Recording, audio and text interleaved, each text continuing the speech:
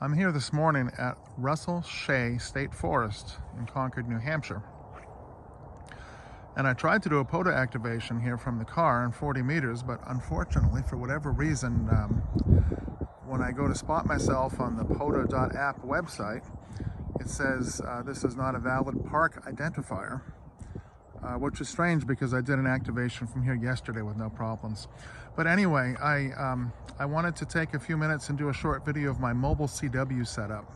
So this car is a 2017 Prius C, so that's the little Prius. They don't make it anymore.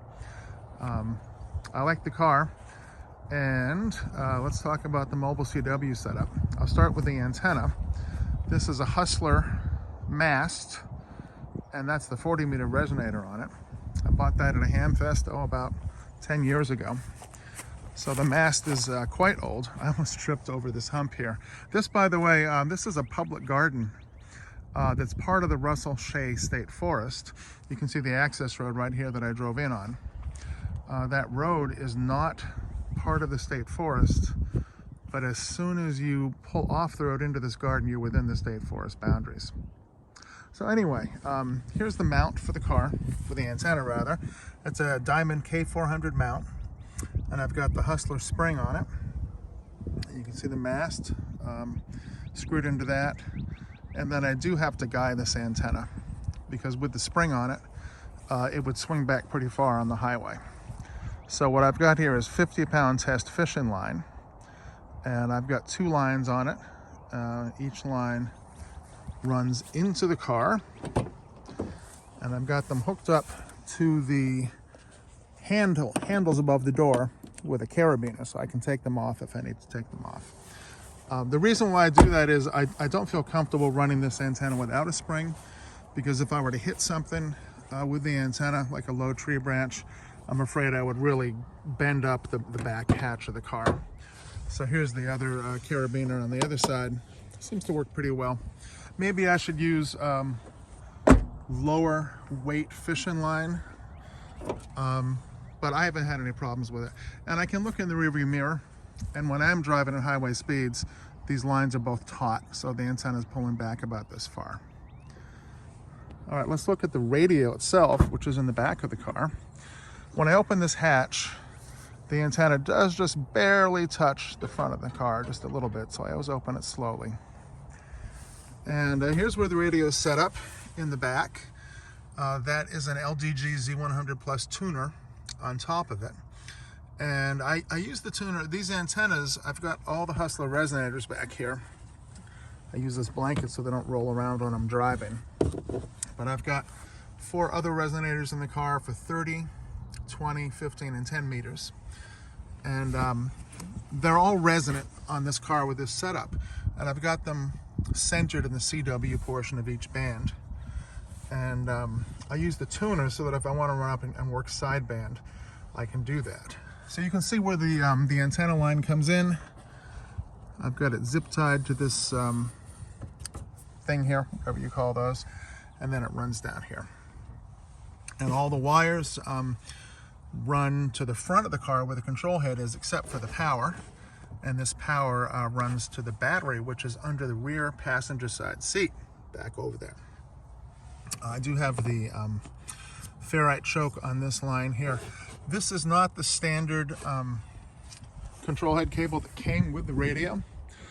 It was just a little too short, and I did something probably not too smart. I plugged a splicer, Ethernet splicer in, and ran another cable, and everything was fine until I tried to run 100 watts on 40 meters. So I bought a slightly longer cable. It's totally shielded with 3 layers of foil, I believe. It's 16 feet long instead of the like 11 feet long. And I have no problems with this cable. So the cable runs under here, next to the seat. Just run it under the floor mat there. You can see it down there. And then on the front side, the car's dirty. It's the end of the winter. It runs under this piece. You can see it comes up here, clips under there, and then right there, I just run it out in the open, but it's pushed up against there. And then I just tucked it in behind here. And let me pause this and get... Okay, so we're sitting in the driver's seat now. The engine's on. This is a hybrid, so it's not running right at the moment, but the car is fully powered. So you can see where that control head cable comes up here, plugs into the back of the control head. Let's turn this on. And there's the control head. We're tuned to 40 meters right now. I found that the noise reduction really works well on this Icom 7100, as well as the noise blanker. When I'm driving, I need both of those on. Let's talk about the mount. So the mount is a Lido mount that I screwed right in here into this little depression in the dashboard. I used to keep loose change in there. And this mount works very well. And it's got, I'm trying to show you here, it's got the Icom IC-7100 adapter right back here that hooks into that, and so it all works very well. It does tend to bounce a little bit when you go over bumps. You can see it doing that, but it's really pretty solid on there, and I find that it really is a good solution. When I first installed this radio in the car, I had it in a cup holder mount down here, and the control head was right underneath here at an angle. And I really didn't like it there. I had to take my eyes off the road, you know, anytime I wanted to adjust the settings. And this is really just ideal. I can actually, let me zoom out. With my hands on the wheel, you know, both hands on the wheel, obviously, I can take my right hand and I can tune around while I'm driving. Oh, there's somebody there. I don't know what that is. There's somebody. You can also see that when the engine is not running, this setup is very quiet. This is a relatively quiet spot, even though we do have a condo complex right over that way. If I tune off this frequency, see I've got you know, an S0 noise level. When the engine kicks on, it does go up. Let me turn the heat on and the engine should kick in and you'll see the difference. So I just turned on the heat, so the engine wants to kick on, and you can see now I've got about an S4, S5 noise level. Not too bad when I'm driving, but it's not really ideal here. I haven't done any bonding on the car. So what I need to do is I need to go, when the weather gets a little warmer, I'll buy some stainless steel braid.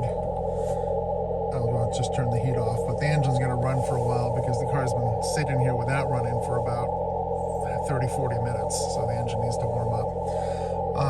So I plan to use stainless steel braid to bond the back hatch to the main body, and also the 4 doors to the main body, and hopefully that will reduce the noise quite a bit. Let me turn this down.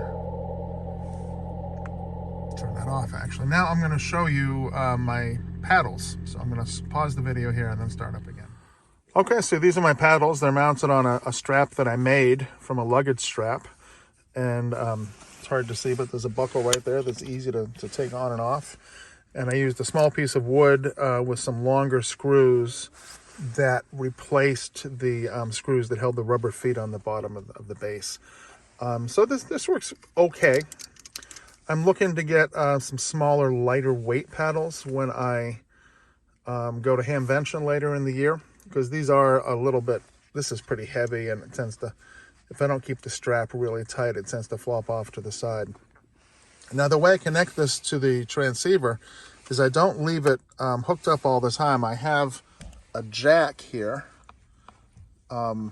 connected to the paddles. And then I have this short, this is probably only about 2.5 feet long, this little cable, plug it if I can with one hand. All right, so this is unplugged. It's just a regular 3.5 millimeter stereo plug for the paddles. And there's the jack. And this just hangs here when I'm not using it. And it, you know, I suppose if I was wearing shorts, I would feel it hit my leg, but I don't really feel it at all when I'm driving. And it's not in the way of anything, which is nice. I hang it in front of the turn signal because if it were behind, it would be right over where the key goes in.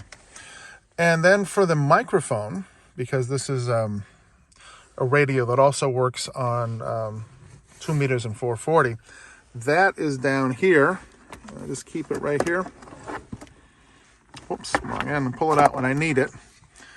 And the way I connect this is I purchased this Ethernet extension cable. I can't remember the exact length. There's a little bit extra that just sits under the seat.